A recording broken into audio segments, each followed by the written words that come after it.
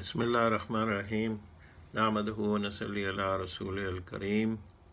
Viewers, Assalamu alaikum wa rahmatullahi wa barakatuh. The Quran is the only book that talks about the unseen creation of Allah subhanahu wa ta'ala in great detail. It talks about the shayateen, the evil jinn, the followers of shaitan, the devil, and it talks about the angels. The angels are a creation of Allah that are around us all the time. And the jinns, the unseen creation, which is made out of fire, is also around us all the time. And the only book that talks in great detail and tells us about that is the Quran. In order to know more about this creation, one has to look into the Quran and see how they affect human behavior. As far as science is concerned, science is not able to know anything about this creation, the angels or the jinn. Science does not have the tools, and unfortunately, most people in the world are so much obsessed with science that they ignore that there is a world beyond the reach of science. Right from the very beginning, the indoctrination is that if something is not verifiable by science, it does not exist. And this is what you might call a closed mind. It's very ironic, it's a paradox, that the people who study science think that anyone who talks about another creation has a closed mind. But the reality is that the people of science generally, in most cases, think that the only reality is the reality they see, while the fact is that there is a reality which is beyond the reach of science. And when people find out about that, it will be too late.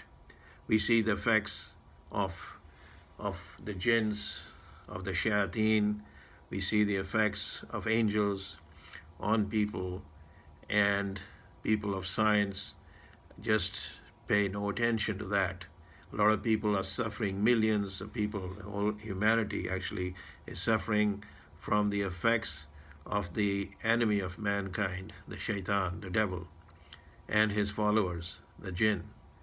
The medical science and the scientists are not even able to have any kind of knowledge of this creation, as a result of which the suffering continues. We hear about people doing crazy things and creating mischief all around the world, committing crimes, serial murders, you name it. And people of science, or the medical doctors, medical science, they don't have any answers. They just try to explain it, why people do these crazy things, but they're not able to stop this because they think this is not stoppable. Whereas the Quran talks about how to deal with the crazy element, or the elements, that evil elements in the world.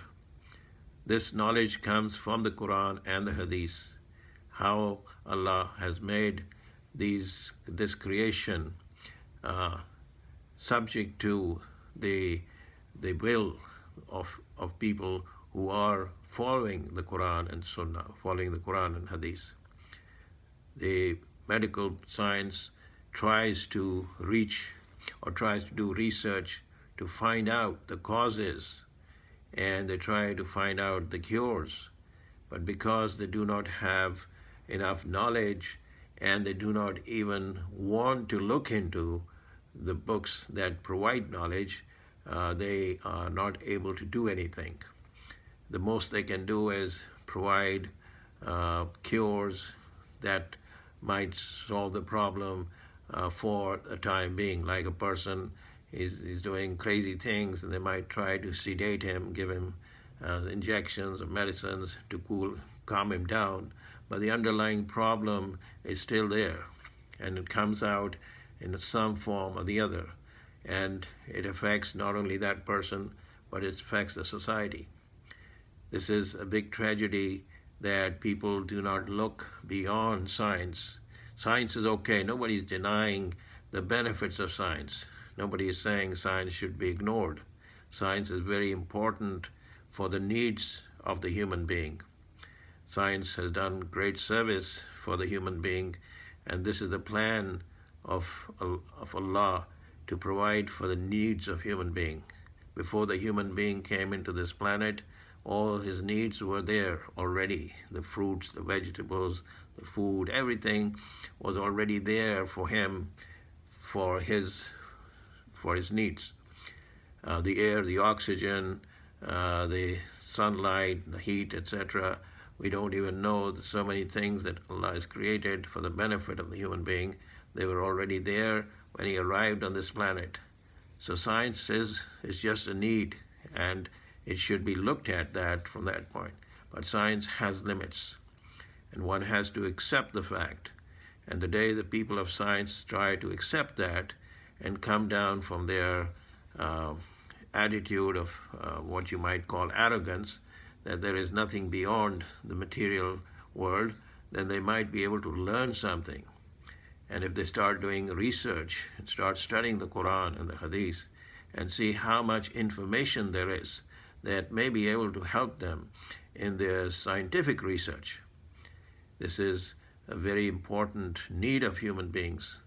That's why the Quran goes into great detail on how to protect against this enemy that is so dangerous.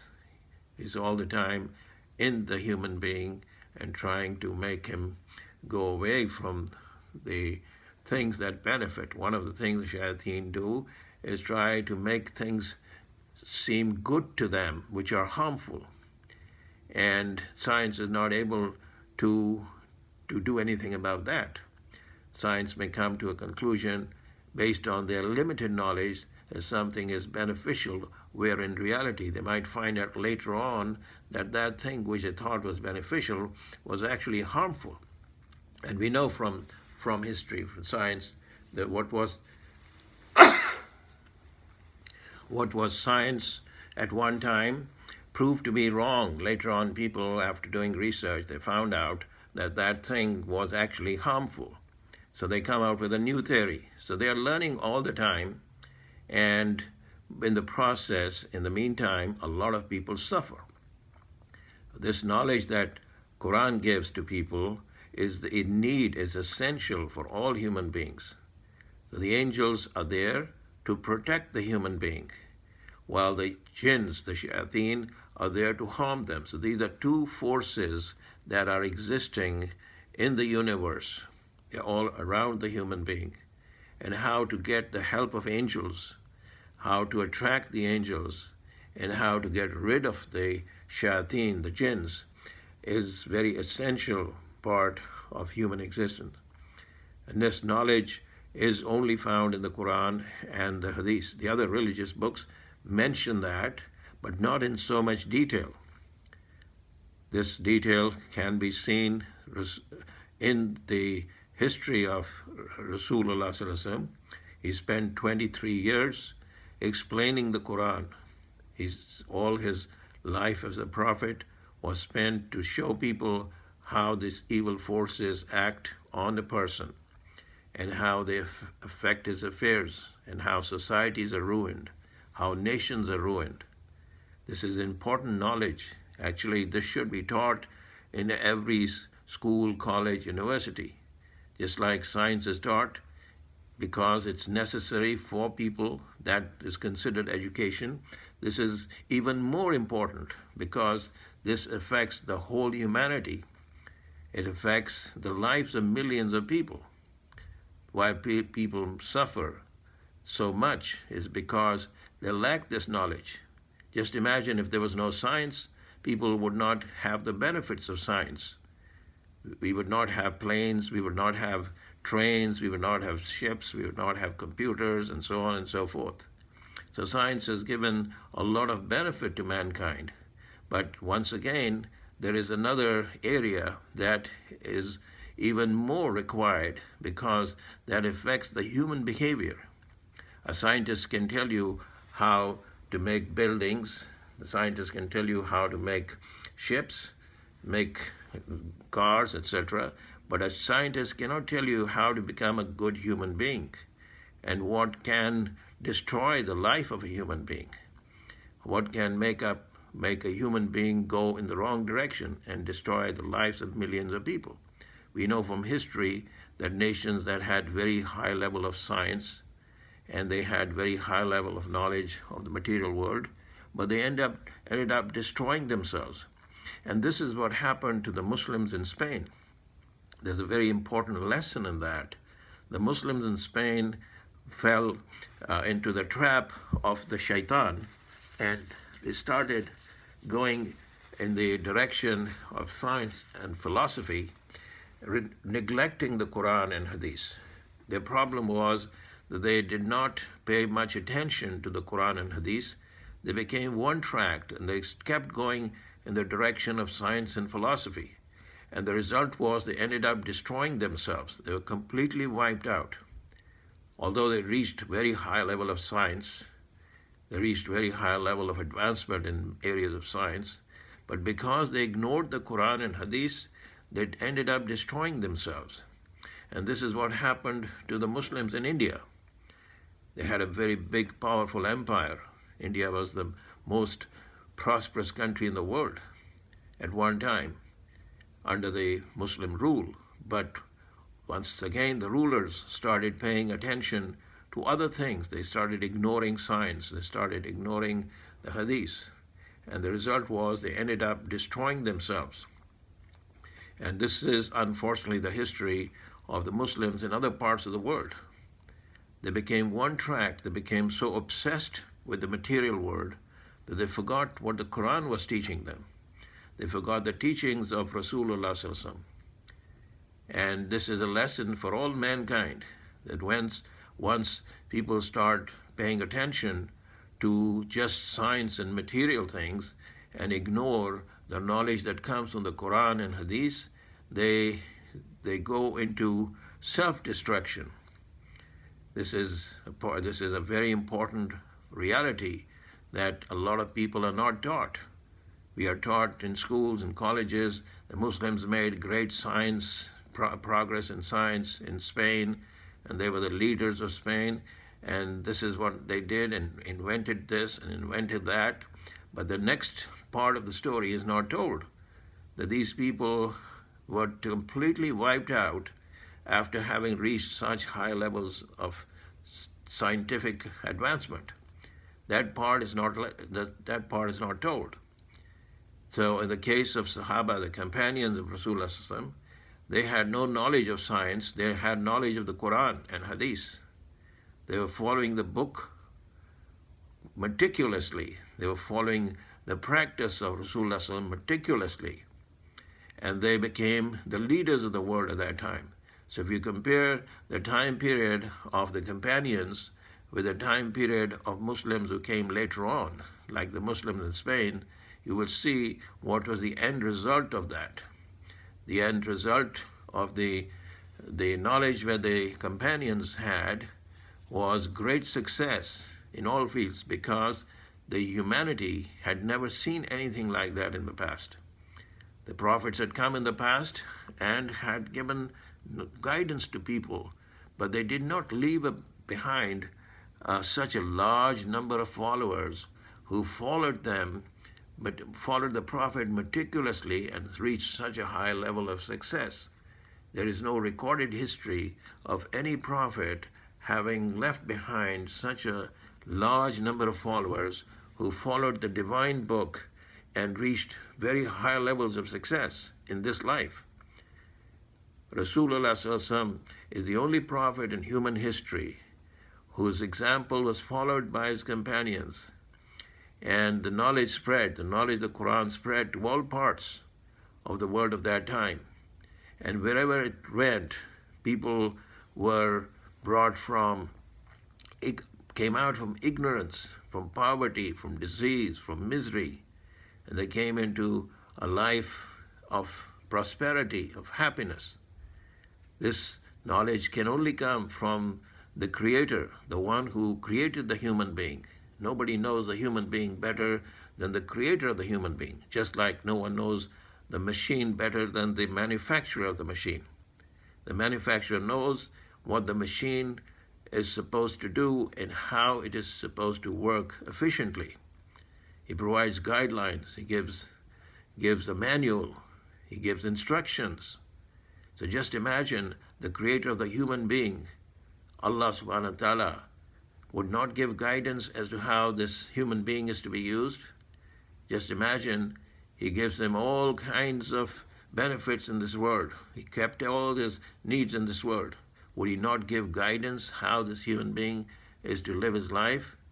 So this is what the Quran talks about. It talks about the creation which cannot be seen. It talks about angels, how the angels protect and how the angels can be brought to service for the human being. It talks about how the jinns affect human behavior, how the jinns, how the shayateen damage, how they ruin societies. This knowledge is very important. This is part of the education of a human being. Just look around in the world, everywhere you go, the whole education system is geared towards telling people about the material world.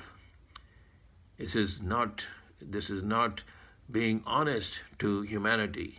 Honesty requires that people of knowledge or people who value education should look into the Quran and see what it talks about and the length at which it goes, talking about the angels and the jinn and how to get the benefit from the unseen system. As a matter of fact, very in the beginning of the Quran, it talks about that this is a book that about which there is no doubt. It talks about the unseen right in the very beginning. It talks about the creation of Allah that has effect on our lives. And this research is not being done by people who are trained in science. They just ignore that. They think it is not worth looking at. And unfortunately, the people who read the book, they do not have the knowledge of science, and they cannot communicate with people of science and tell them that this is an area that needs to be looked at. The whole world is suffering as a result of this ignorance. People think that we have now reached very high levels of science and now humanity is on the straight path. The fact of the matter is that the humanity is destroying itself. Look at all the countries of the world, even the most advanced countries of the world, with the highest level of technology, the highest level of prosperity, with all the means available. Just see the conflicts. Just see the misery of the people. The millions of people who are starving, the millions of people even in the most advanced, developed countries of the world, where there's a lot of prosperity. They're living on streets. They have no homes. They have no shelter. They have no food. Why is that? It's not because of lack of resources. It's because the human being is not taught to be a human being. The human being has been distracted by the material advancement of science and believes that the only knowledge that he has to acquire is the knowledge of science. Once again, we are not denying the benefits of science, but science is not equipped. Science doesn't have the tools to teach a human being to become a human being. The science field, the realm of science, is very different. It tries to do research in matters that are visible. It doesn't have the tools to get into areas which are beyond the human visibility, the things that human beings cannot see. So the Quran talks about the invisible creation that is all around us, which affects our lives, which affects our behavior, which affects the economy, which affects the politics, which affects the society. In all matters, it is very important that human beings pay attention for their own selves. Allah does not benefit if the whole human being ignores the knowledge that Allah has given. Allah does not suffer any loss, but He wants His creation to benefit. And the Quran is a book to benefit humanity. So we ask Allah subhanahu wa ta'ala to give guidance to all humanity to understand how important it is to look into this book and to see that there is a creation that affects our behavior, the creation which is the jinn and the angels. Wa akhir dawana, alhamdulillah rabbil alameen.